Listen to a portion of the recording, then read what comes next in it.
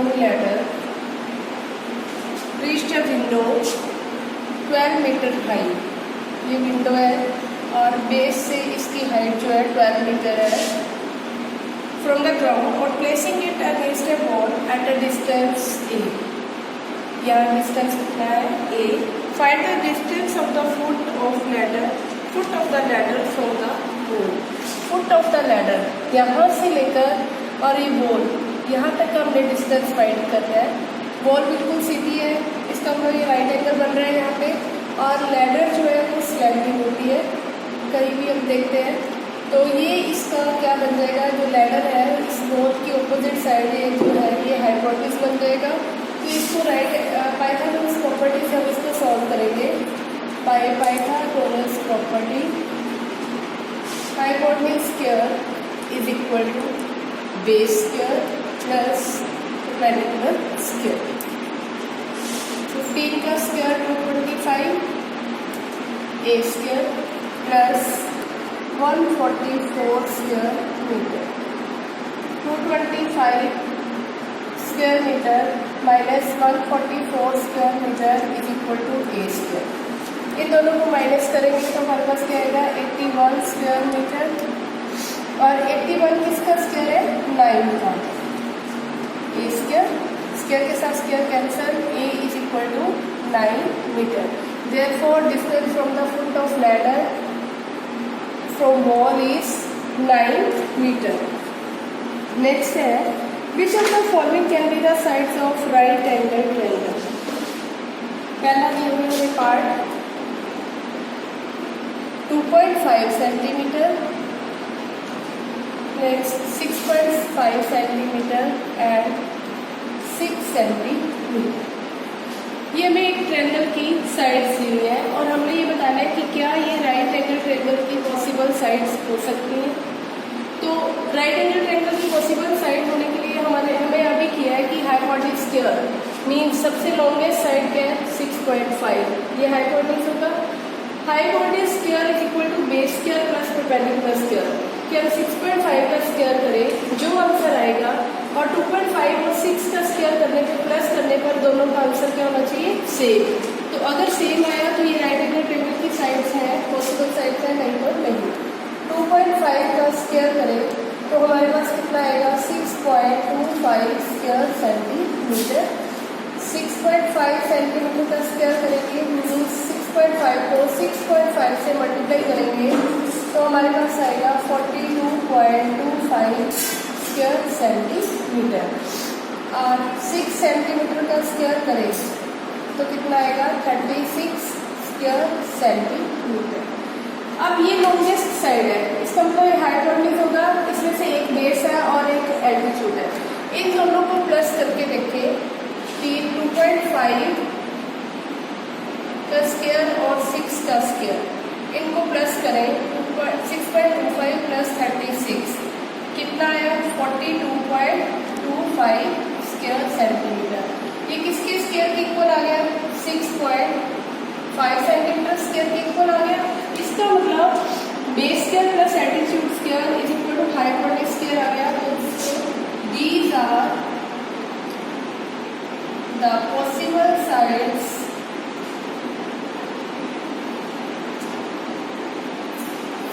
Of right angle triangle. ये right angle triangle की possible sides है। नेक्स्ट सेम क्वेश्चन है कि हमारे पास 3 साइड दी है 2 सेंटीमीटर 2 सेंटीमीटर एंड 5 सेंटीमीटर। हमने 2 का स्क्वायर किया कितना आया 4, 5 का स्क्वायर किया 25 और 2 का स्क्वायर 4।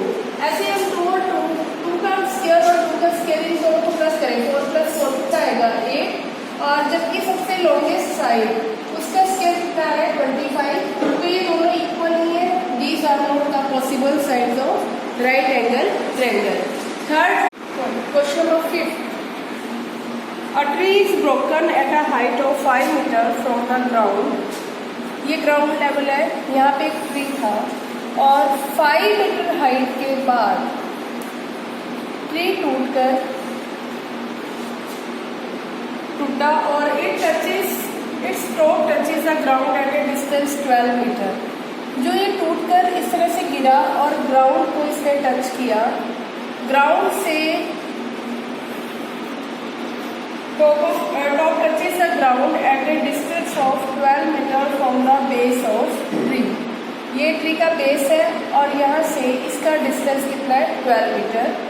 हमें ये बताना है find the original height of tree. अगर ये ट्री टूटकर ना गिरता तो ट्री की हाइट कितनी होती।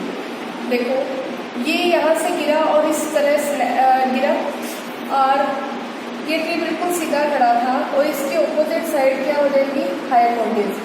अगर हम हाइपोटेन्यूज फाइंड कर लें, मतलब जितना पीस ट्री का गिरा था उसकी वो लेंथ आ जाएगी, उसमें हम 5 मीटर प्लस कर देंगे तो हमारे पास ओरिजिनल हाइट ऑफ ट्री आ जाएगी। By Pythagoras property hypotenuse square is equal to base square plus perpendicular scale। Hypotenuse square is equal to base 12 plus perpendicular क्या है 5। Hypotenuse square is equal to 12 का स्क्वायर, 12 को 12 से multiply किया 144 और 5 को 5 से मल्टीप्लाई किया 25।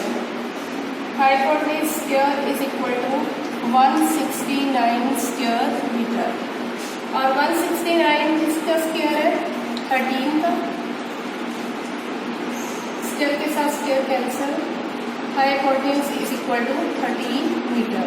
मीन्स 5 मीटर हाइट के बाद 13 मीटर जो ट्री था वो गिर के ग्राउंड लेवल को टच कर रहा है।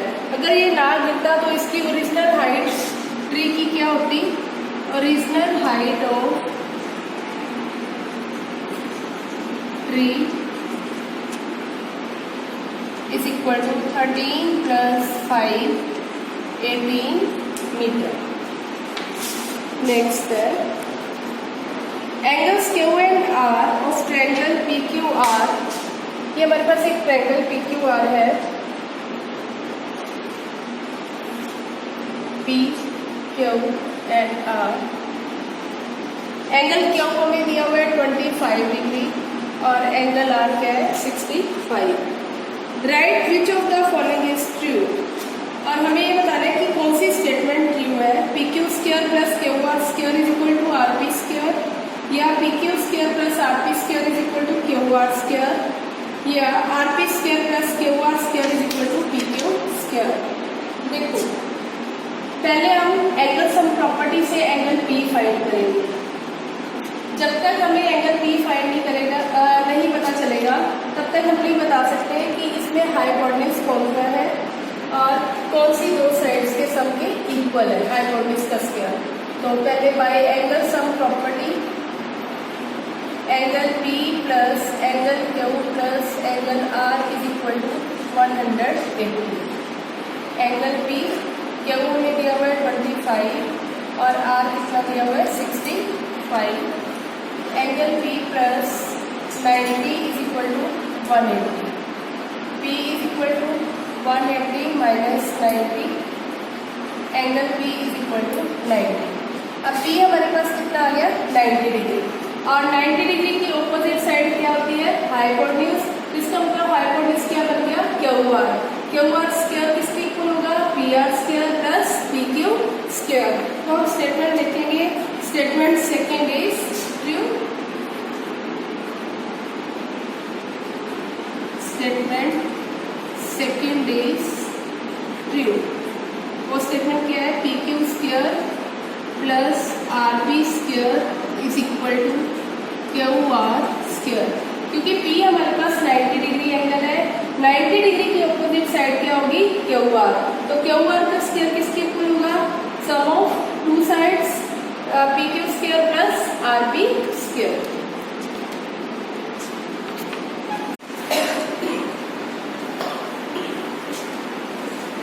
ABC by Pythagoras property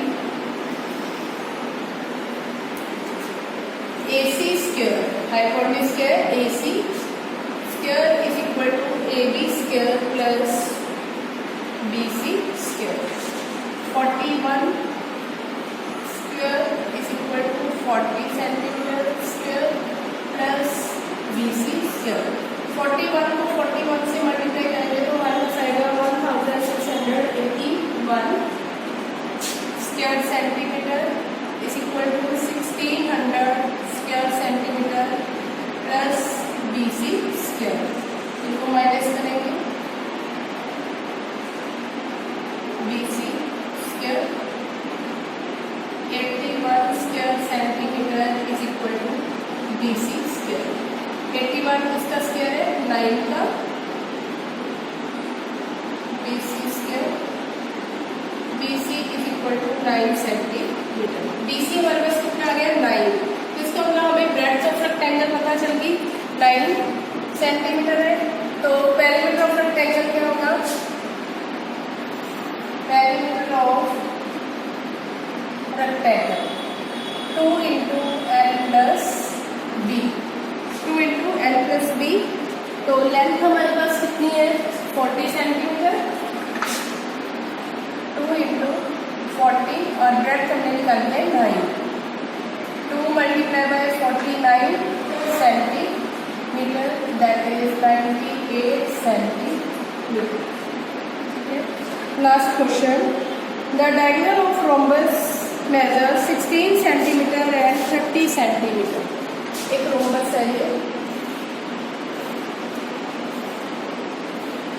और इसके डायमीटर हमें दिए हुए हैं 16 centimetre and 30 centimetre. Find its perimeter. 16 centimetre, देखो रोम्बस के जो डायमीटर है एक दूसरे को परपेंडिकुलर बाइसेक्ट करते हैं। अगर ये टोटल लेंथ 16 है तो ये 2 पार्ट में डिवाइड होगी और ये 30 है तो इसका मतलब कितनी होगी? 15 सेंटीमीटर एंड 15 सेंटीमीटर। ये हमारे पास एक रोम्बस है ABC। We know that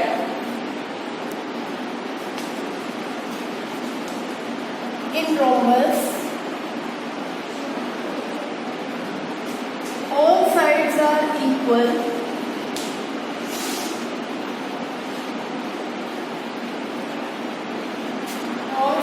are equal and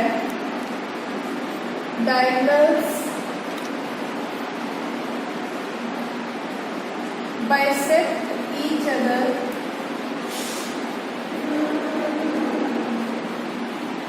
at 90 degree। मतलब इनके डायगोनल जो है परपेंडिकुलर बाइसेक्ट करते हैं। इसका मतलब ये 90 डिग्री का एंगल है यहाँ पे। और हम एक ट्रायंगल लेंगे AOD। In triangle AOD by Pythagoras property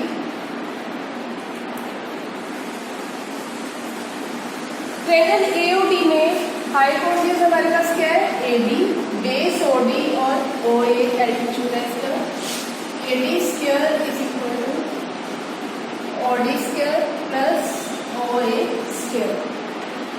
AD square is equal to OD हमारे पास है 8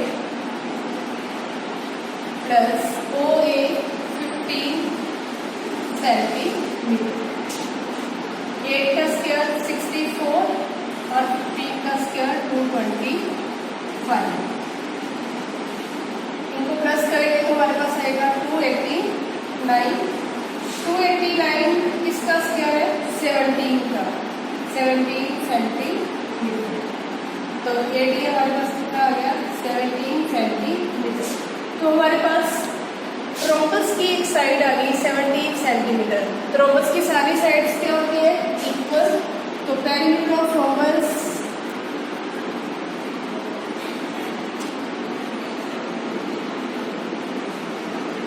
4 मल्टीप्लाई बाय साइड, तो 68 सेंटीमीटर। पेरीमीटर ऑफ रोम्बस क्या आएगा? 68 सेंटीमीटर।